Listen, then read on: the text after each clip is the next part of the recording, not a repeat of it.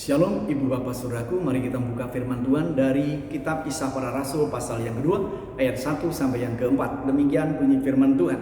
Ketika tiba hari Pentakosta, semua orang percaya berkumpul di satu tempat. Tiba-tiba turunlah dari langit suatu bunyi seperti tiupan angin keras yang memenuhi seluruh rumah di mana mereka duduk. Dan tampaklah kepada mereka lidah-lidah seperti nyala api yang bertebaran dan hingga pada mereka masing-masing.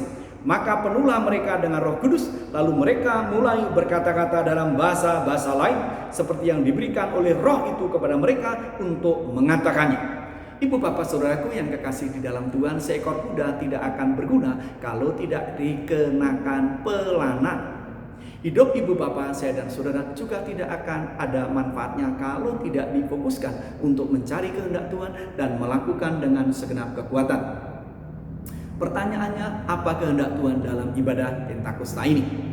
Kehendaknya adalah supaya ibu bapak saudaraku mengetahui bahwa Pentakosta adalah kegenapan janji-janji Tuhan. Janji Tuhan yang pertama adalah hendak mencurahkan Roh Kudus-Nya sehingga seluruh manusia disertai oleh Roh Kudus itu, yang disampaikan oleh Allah melalui Nabi Yoel pasal yang kedua ayat 28 sampai ayat 29 yang dikutip oleh Petrus ketika Petrus menyampaikan kebenaran firman Tuhan. Karena pada Pentakosta mereka dipenuhi Roh Kudus, lalu orang-orang yang mendengar mereka berkata-kata dalam bahasa lain yang diberikan oleh Roh Kudus itu menuduh bahwa mereka sedang mabuk. Itulah sebabnya Petrus menjelaskan demikian. Tetapi itulah yang difirmankan Allah dengan perantara Nabi Yoel akan terjadi pada hari-hari terakhir. Demikianlah firman Allah, bahwa aku akan mencurahkan Rohku ke atas semua manusia. Maka anak-anakmu laki-laki dan perempuan akan bernubuat, dan teruna-teruna akan mendapat penglihatan-penglihatan, dan orang-orangmu yang tua akan mendapat mimpi. Juga ke atas hamba-hambaku laki-laki dan perempuan aku akan mencurahkan Rohku pada hari-hari itu, dan mereka akan bernubuat. Ibu bapak saudaraku, pada hari Pentakosta janji Tuhan untuk mencurahkan Roh Kudus-Nya digenapi.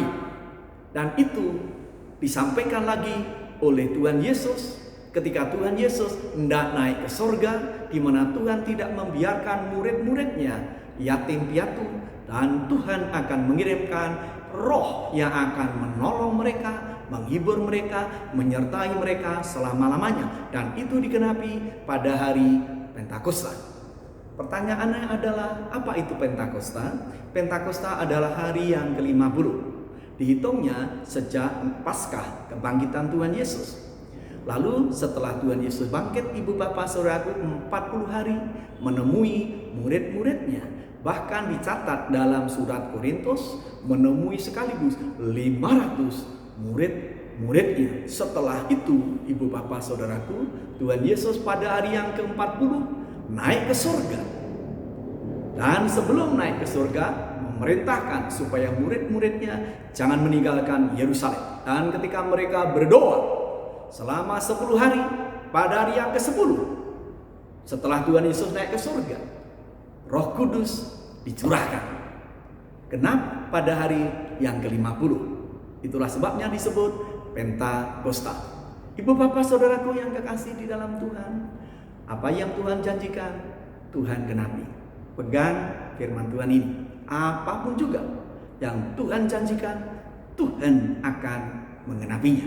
Oleh sebab itu, jangan takut. Karena Allah di dalam Roh Kudus menyertai ibu bapak, saya dan saudara selama-lamanya. Adakah alasan untuk takut? Tidak. Bimbang? Tidak. Ragu? Tidak. Karena Tuhan yang memberikan pengharapan, Tuhan pula yang menjamin kepastian. Lalu yang kedua, Pentakosta adalah mengenapi janji Tuhan untuk mendirikan gereja.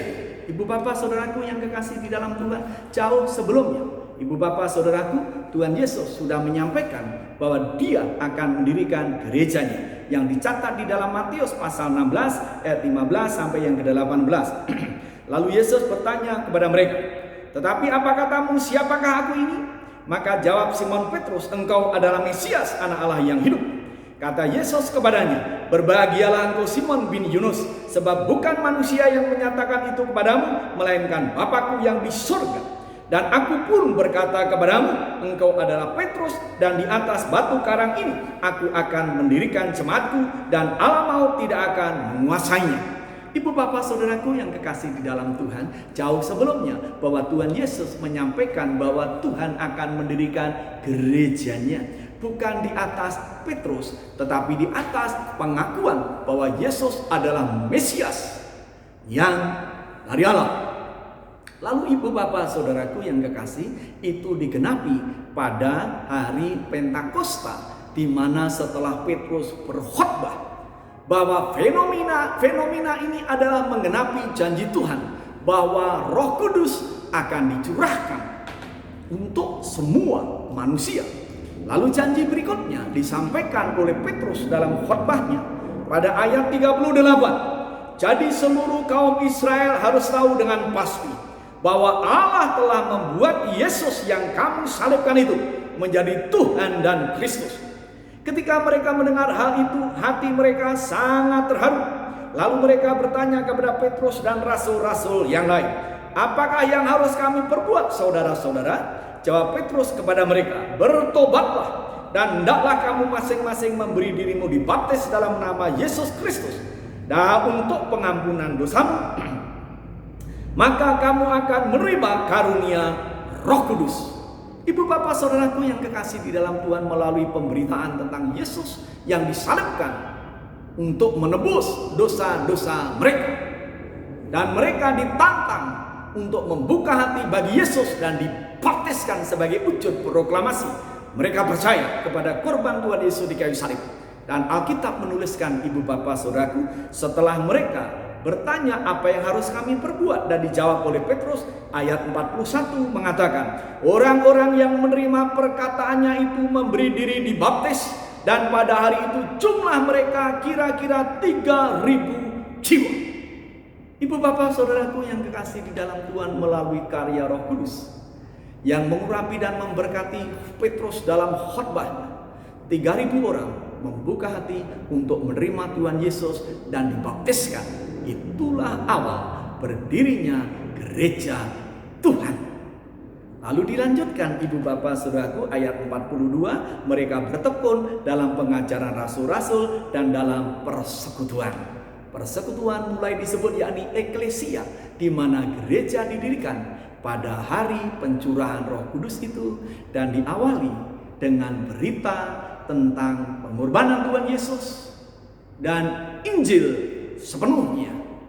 Ibu bapak saudaraku yang kekasih di dalam Tuhan, seorang anak usia 11 tahun memakai jaketnya untuk menghangatkan dirinya, sekaligus memakai halsduk, dan berkata kepada papanya, "Papa, kita siap berangkat."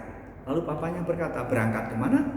"Berangkat untuk keluar membagikan selebaran untuk memberitakan kasih Tuhan Yesus kepada semua orang di sekitar kita."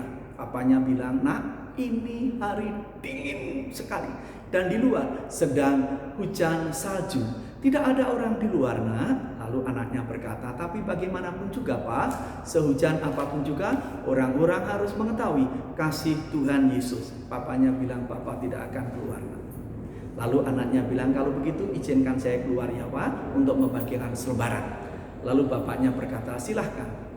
Lalu diberikan selebaran itu kepada anaknya, dan anaknya keluar berjalan di tengah hujan salju sambil membagikan selebaran kepada siapapun juga yang ditemuinya. Dan akhirnya ibu bapak saudaraku, selebaran tinggal 1 lembar lagi dan tidak ada orang yang di luar. Akhirnya ia melihat beberapa rumah dan ia tergerak untuk datang ke satu rumah yang terkunci rapat-rapat itu. Lalu ia pencet belnya, ditunggu tidak ada yang keluar. Dipencet belnya lagi, tidak ada yang keluar, dan anak ini akhirnya berpikiran untuk meninggalkan rumah itu. Dan ketika ia berpaling tidak berjalan, ada kekuatan yang mendorongnya untuk kembali. Dan akhirnya ia pencet bel disertai dengan gedoran pada pintu. Dan akhirnya ibu bapak saudaraku, pintu itu dibukakan. Muncul wajah seorang wanita setengah baya. Wajahnya cekung dan kelihatan sangat-sangat sedih. Dan berkata kepada anak itu, "Apa yang bisa saya bantu, Nak?" Lalu anak itu berkata, "Maaf Nona, kalau saya mengganggu ketenangan Nyonya. Saya hanya datang untuk memberitahu bahwa Tuhan Yesus mengasihi Nona. Dan ini saya membawa selebaran untuk Nona pelajari bagaimana Tuhan Yesus mengasihi Nona sepenuhnya." Lalu anak itu membungkukkan diri dan permisi. Ketika selebarannya sudah diterima dan wanita itu berkata, "Terima kasih nak." Lalu ia menutup pintunya dan masuk ke rumah. Ibu bapak saudaraku, pada hari Minggu berikutnya, ketika gereja siap mengadakan ibadah, pujian sudah dikumandangkan, lalu siap untuk memberitakan firman Tuhan. Pak Pendeta naik ke belakang mimbar seperti saya ini dan berkata, sebelum firman Tuhan diberitakan, barangkali ada ibu bapak saudaraku yang rindu menyampaikan kasih Tuhan atau berkat yang ibu bapak saudaraku terima, dipersilahkan. Lalu berdiri di belakang wanita setengah baya dan berkata, "Saya mau sampaikan sesuatu Pak Pendeta." Lalu Pak Pendeta mempersilahkan dan nona itu berdiri di belakang mimbar dan berkata, "Hari ini saya mau menyampaikan kepada ibu bapak saudaraku bahwa saya adalah putri raja. Saya tahu ibu bapak saudaraku di sini tidak ada yang mengenal saya karena saya belum pernah ke gereja. Bahkan minggu kemarin pun saya belum menjadi orang percaya." Kisahnya adalah beberapa hari yang lalu ketika saya mengambil keputusan untuk bunuh diri. Suami saya meninggal beberapa hari yang lalu. Setelah penguburan, saya merasa frustasi. Tidak ada seorang pun juga yang peduli kepada saya dan tidak ada seorang pun lagi yang mengasihi saya. Dan saya berkata, inilah akhir hidup saya. Akhirnya saya naik ke lantai atas. Saya menggantungkan tali pada papan di atas, lalu mengikatkannya, dan saya sudah masukkan ke leher saya yang saya pakai, dan saya menginjakkan kaki saya di kursi. Sebelum saya mengakhiri hidup saya, tiba-tiba bel pintu saya berbunyi. Bel lagi, dan saya berkata, siapakah orang itu?